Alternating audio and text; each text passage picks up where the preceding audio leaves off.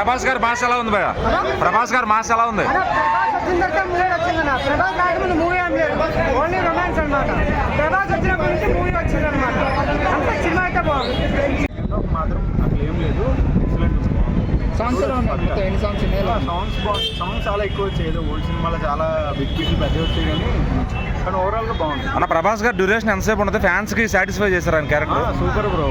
అంటే సినిమాకి అందరూ వచ్చింది ఆయన కోసమే కదా, లేదా విష్ణు గారు ఏమన్నా ఆయన మెప్పించే? ఇద్దరికి బాగుంది. సెకండ్ హాఫ్ అంటే ఫస్ట్ హాఫ్ లేదమ్మా, కానీ సెకండ్ హాఫ్ ఏడిపించాడు నిజంగా.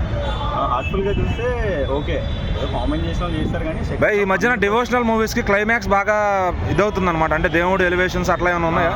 సెకండ్ హాఫ్ అదే చెప్తున్నాను కదా, ఏడుస్తారు కొంచెం అయితే ఫీల్ వస్తుంది. శివుడి మ్యాటర్లో కానీ బాగా చేస్తుంది విష్ణు అయితే. Thank you.